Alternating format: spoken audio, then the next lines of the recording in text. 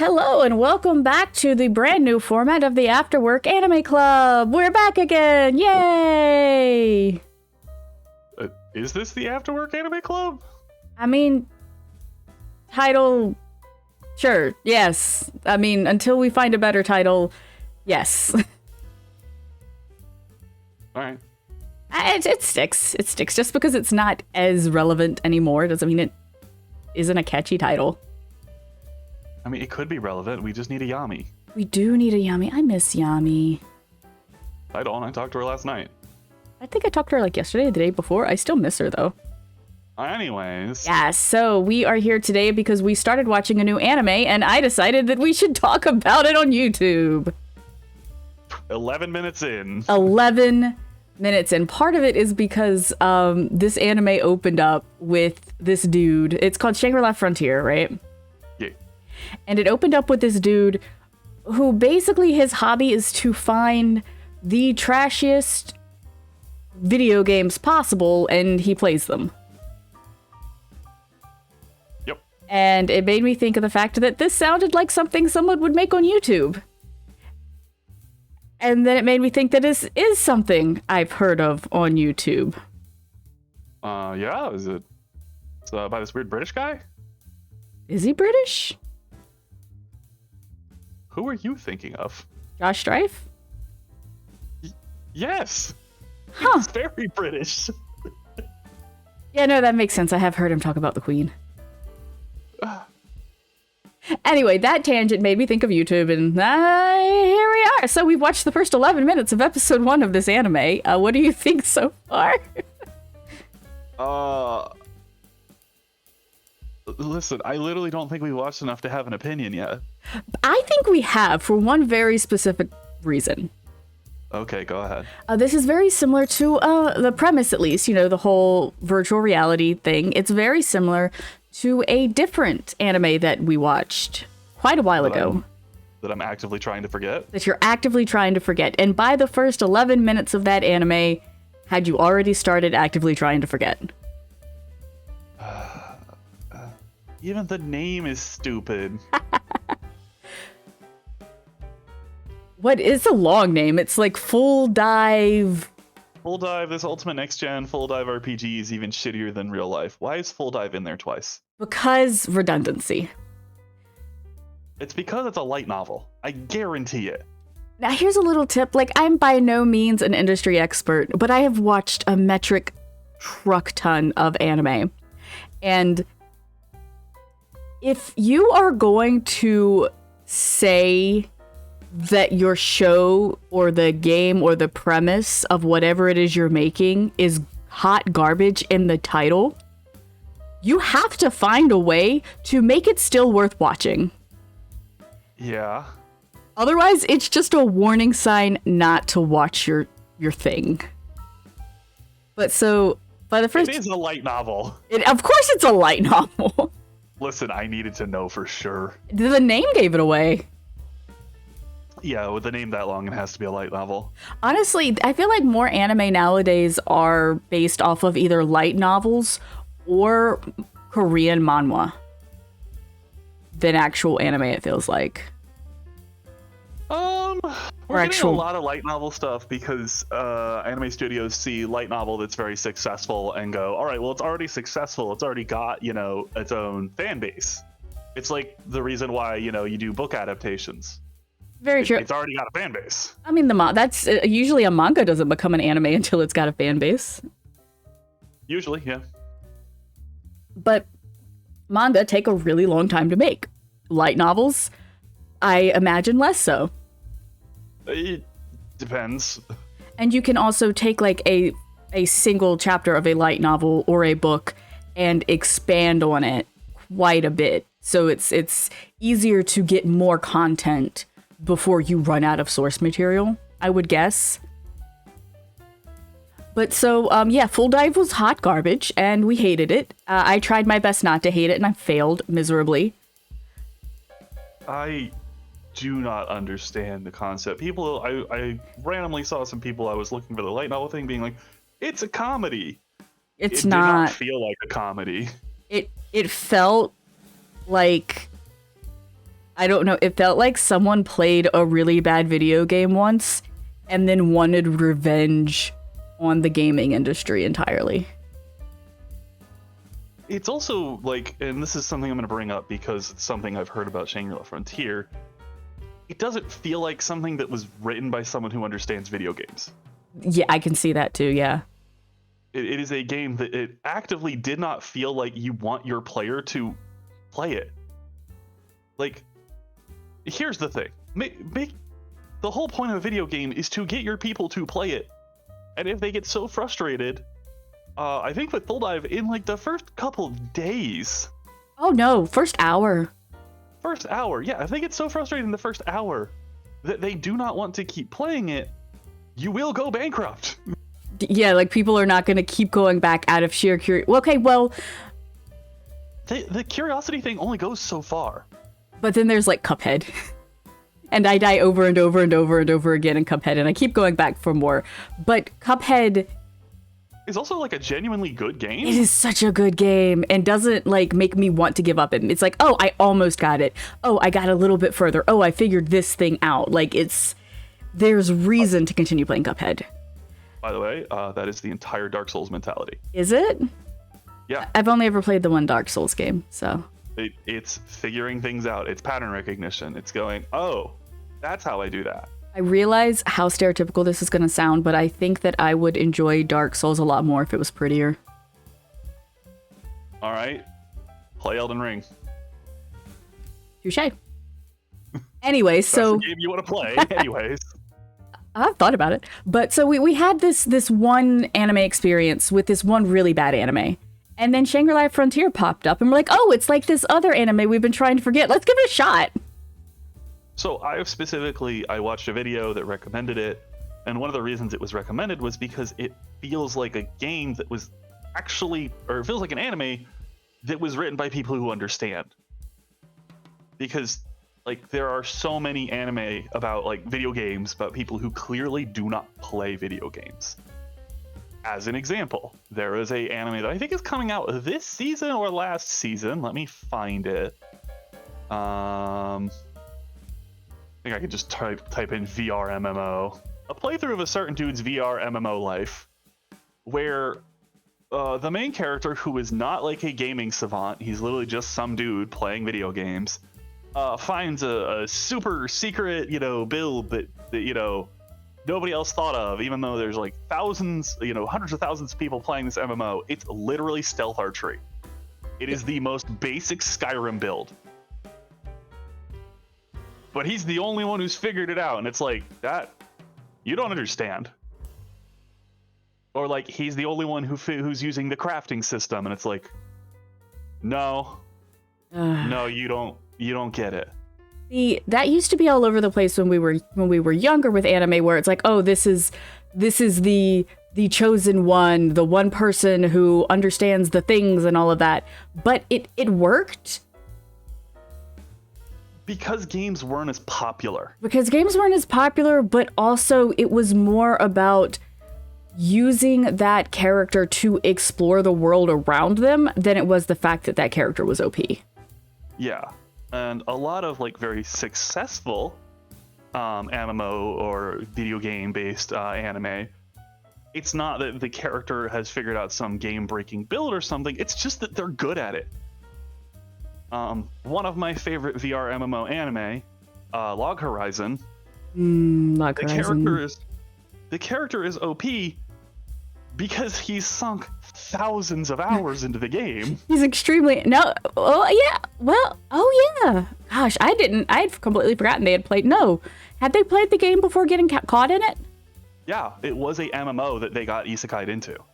I knew that, but I thought it was like first time playing type of a thing. No, he was part of a unique group of players that had beaten some of the hardest content in the game. Oh, I need to go back and rewatch. I need to go back and rewatch Log Horizon and finally watch season 2. It lost me in the first few episodes of season 2 because it went like hard into the currency system and my non-mathing butt just checked out. Fun side note, that's the kind of like the entire like point and arc of season 2. Yeah.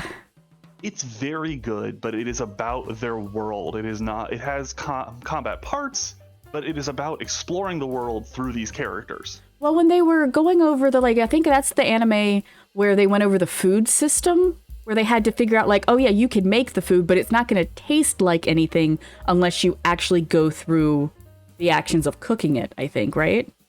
That, and you also have to be a high enough level chef. Right, you had to, like, level it up.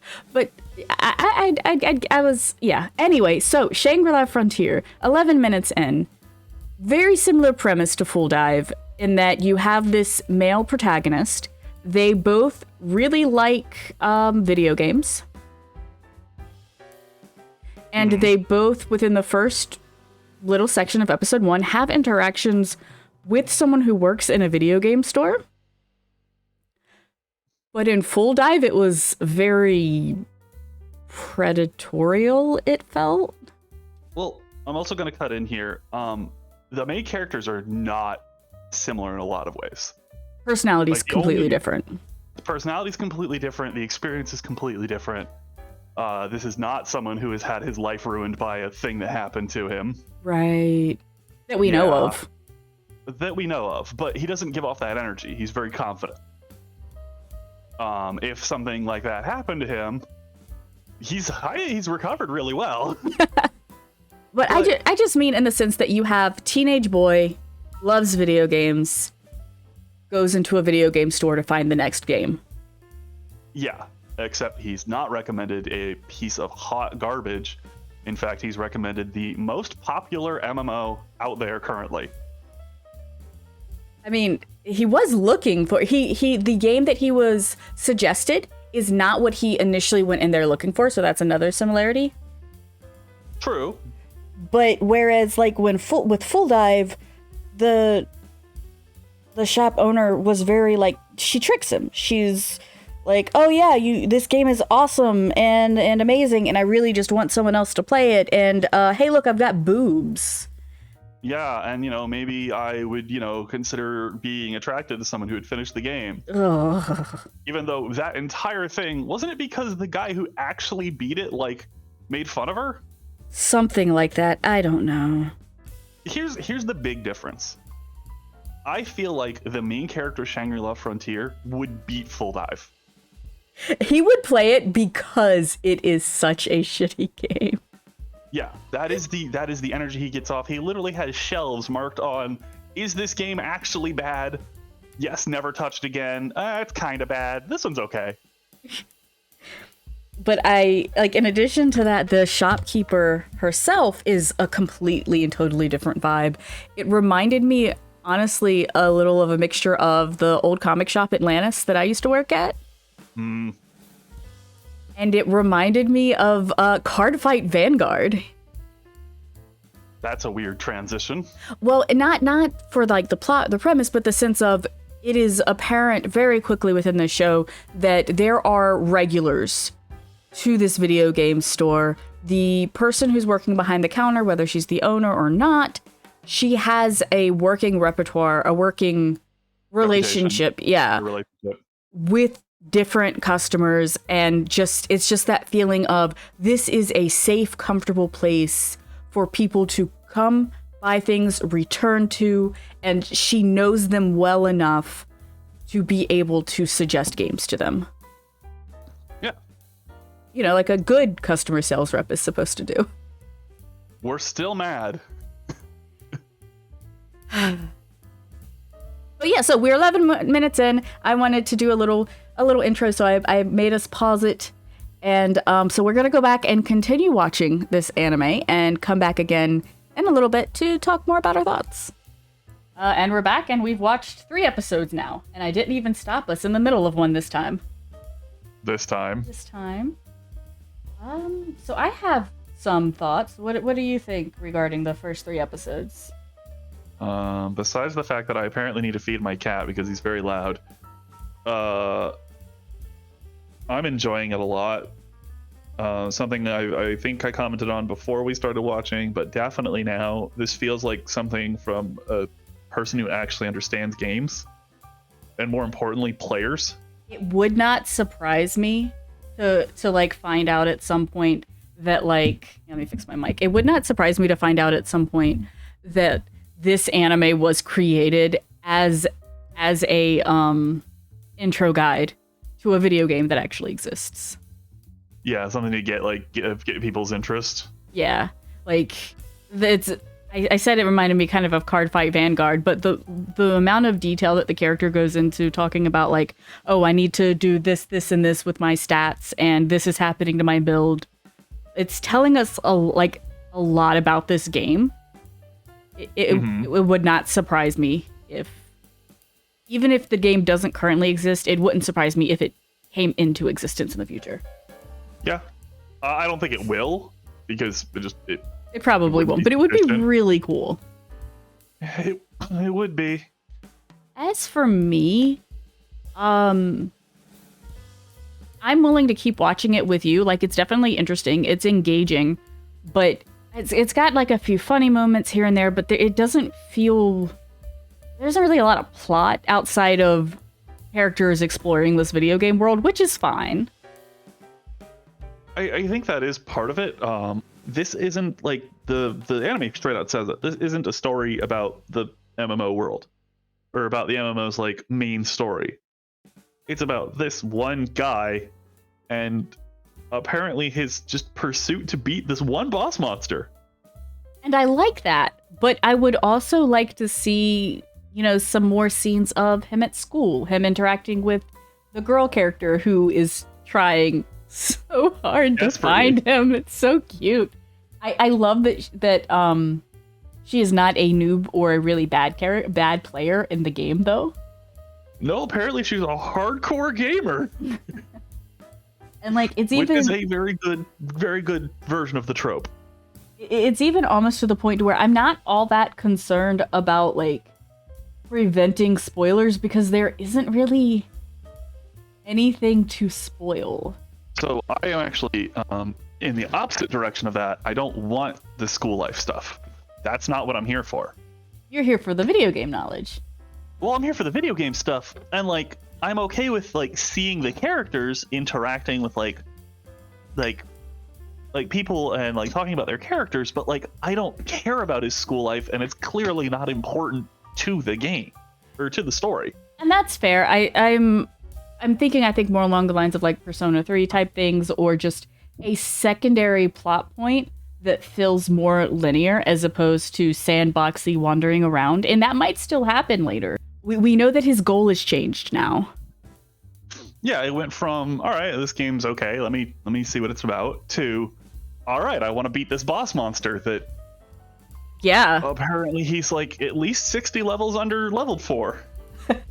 And that's really interesting and engaging to see. I like the main character, which is a bonus. Mm-hmm. Like, I am interested enough to keep watching, especially since it's an anime that I get the chance to watch with you. But if, like, when we stop hanging out today, I am not inclined to continue this anime on my own. Whereas I would watch the rest of this on my own if we weren't watching it together. Watching it together. I'm aware. But honestly, I just need to sit down and watch more anime.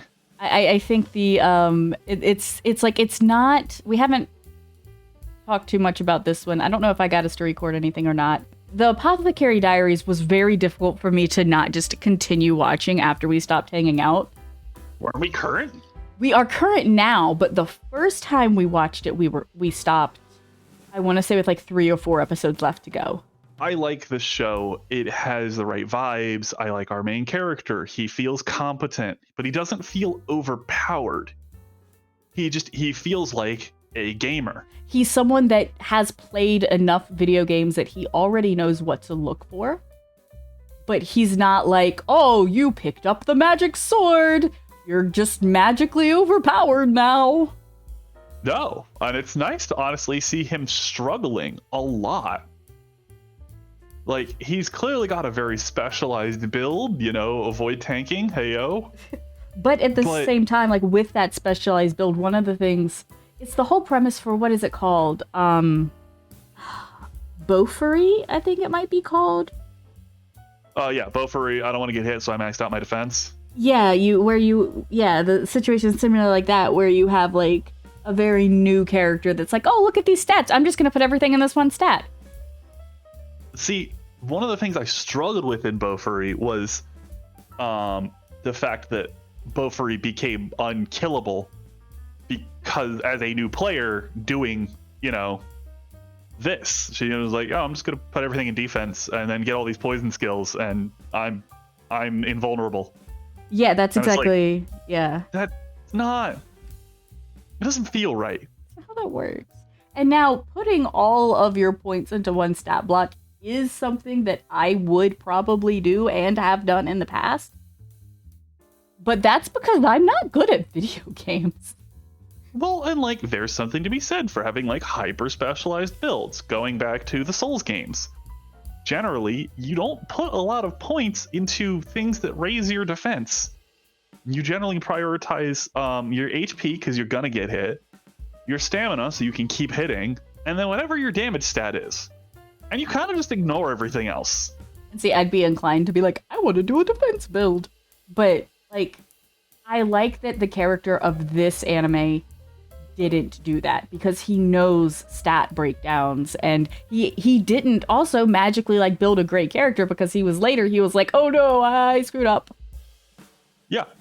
He's repeatedly commented on the fact that he has made himself a glass cannon. If he doesn't play well, he is just going to get one shot. Especially now. I mean, he might get better. Well, that's the thing. He recognizes that, at this point, he has to go all in on his build because he doesn't really have a choice. And I would say, I think this anime for me might be a situation of I need that episode 4 to really hook me in. Mm-hmm. Because episodes 1 and 2 and most of episode 3 relied heavily on him exploring game mechanics. A lot of the first 2 episodes is, hey, this is the world, this is how it works. And I found myself thinking as early as probably parts of episode 1, well, it's like, oh, how many times am I going to be invested in learning about the next game mechanic that he stumbles on? Fair. But then he had the big interaction. Gonna still be try to be kind of vague. But the big interaction in episode 3, I think it was. Which big interaction? The big boss battle. The one he won or the other one? The other one. Yeah, well, we're in episode 3, so it happened in episode 3. Okay, well, but I think the results of that fight is actually creating an inciting incident that is going to lead or could lead into the plot that I am looking for. Fair. It does feel like we are stumbling upon a greater plot. Almost like he started a side quest. If you haven't seen the first 3 episodes, this is the spoiler line. We're gonna talk freely from here. Yeah. The fact that it was clearly written out that he got the curse from the wolf, and NPCs are gonna start interacting with him differently, which made him directly run into the rabbit. I think the big boss rabbit guy is going to task him to kill the wolf, which is why it's a level 80 quest. Yeah. And I think that the scar the big boss has is from the wolf. Oh, see, I was guessing that the scar might have been when the main character fought the very first rabbit. No, because he killed that one. That's true. It would have been cool though. But yeah. It is interesting to see an entire race of monster creatures that are, sentient fully. And not attacking. One wasn't. And not attacking anything. It might be because he's marked. It could be. It could also be that maybe he was killing rogue bunnies. I don't know. That's the thing. It comes down to it starts feeling less and less like an MMO and more like an adventure. I'm hoping that the girl that's been following him around, that she meets up with him fairly soon at this point, has her little "you did what?" moment, and she's going to be one of his allies in seeking out. And my guess is he's going to end up like having to fight multiple of these unique bosses before getting back to the wolf. Here's the thing, and here's my thing about the girl. I don't want to say girlfriend character, but the girl character. Even if they do meet up, he's not going to want her help. Probably he wants to not. solo this. Maybe one of his character developments is learning to play with others. There are 2 other characters in the intro. So presumably at some point he gets an actual party and realizes, hey, maybe don't solo the game. And that's why I'm thinking the party that he gathers are going to be these high-level players that, they've mentioned multiple times that Girl is a high-level character that is part of a guild that hunts these special monsters that main character dude wants to go after. Monster. Huh? This specific monster, even. Specific monster types. Because her guild is specifically going after the Night Slayer. Oh, is it? Yeah, their symbol is him. Oh, well, I did not catch that. They mentioned it in her first interaction. Okay, yeah, I did not catch that. And I know that you said that you aren't too interested in like their real life, but I would honestly like to see a little bit more of their real world interactions, but that's mostly because I want more of the gamer shop lady. That's fair. I will counterpoint that like a day hasn't passed yet. That's right. This has all been one day. Because he went and he made it to the bed and then instantly revived and kept going. Because the in-game time is almost assuredly not matched up to real-world time. I say that, but maybe it is. No, because he did die at night. He did die at night, but then it's daylight again. It is daytime now, yeah. So it probably has a faster night cycle. I'd say it's probably close to like an hour long or 2 hour long night cycle. Looking into like how long the boss battle lasted. It can't be that, and this is my nerd side showing, because he played for at least 2.5 hours before he even got to the second town. That's true, but could it be possible that like the night cycle is shorter than the day cycle because it's more dangerous? Possibly, but he would have experienced a night cycle before getting to the second town. Unless the night cycle only happens like once every 5 or 6 hours. Sure, that's what I mean. It's been at least like 6 hours of real life time. Like if the days are much longer, like he could have been playing for a good 2-3 hours, gotten into town, spent more time, have it be night, and have the night last an hour, maybe 2, as a shorter cycle. We don't know. I wonder if they're going to explain it. I feel like they might. I honestly don't know if they will or won't. But that's going into like very specific like things that don't need to be known. Be me. Complains about them going into too much detail in game mechanics. Also be me. I would like to know more about this very specific gaming mechanic. Yeah, I would like to know specifically about your day-night cycle and how it works. Please tell now. This is one of those things where like I wish there was like a wiki. I wish this was a real thing so I could just look this information See, up. I could totally like see this being you watch this anime to get interested in playing the video game attached to it. Imagine if Final Fantasy XIV had that. That would be great. I mean, it's had a couple of animated like commercials. Well, yeah, but like imagine you have like you're finally awake, and they don't actually show you any in-game cutscenes, but like the main character from the anime experiences like choosing their class, finding out that they can change to a different class at whim, experiencing a dungeon for the first time, unlocking crafting for the first time. I think they've actually talked about this before, and it basically came down to Yoshi P would want a lot of creative control over it, and he does not have the time for that. He really doesn't have the time. Oh, he could ask the creator of that other Final Fantasy game that they're collaborating with. FF11? No, the other one. Oh, he can ask Naoki Yoshida? Yeah. Yeah, he doesn't have any more free time. But they're the two of them together could totally. I mean, they talk. There are going to be so many people who don't understand this joke. I know. I'm sorry, guys. Good news is I don't think like anybody actually watches us, so it's fine. I mean, I watch these. Do you? Aw. Yeah, it just feels weird to hear my own voice. Do you want to go back to talking about the anime? Yes. I mean, we talked about the fact that there's 3 episodes. I think episode 4 is going to be my like It's either gonna make it or break it. Yeah, I mean, I'm gonna keep watching it with you as long as you're interested because I'm enjoying the ride. But I think episode 4 is going to be whether or not it passes the personal vibe check for me. Fair. And let's see, we've talked about predictions. Do you have any other predictions about it? Not really. This doesn't really feel like something to have predictions over. I guess, yeah, see, there's not enough of a plot yet. And I've kind of already talked about mine. I can't think of anything else to talk about. Okay, well, we should probably stop and keep watching then. Yeah, probably. Anyway, thank you guys so much for hanging out with us for this ramble of the Afterwork Anime Club podcast. Have a good day, everybody. No, we're going to go now. Bye. Bye.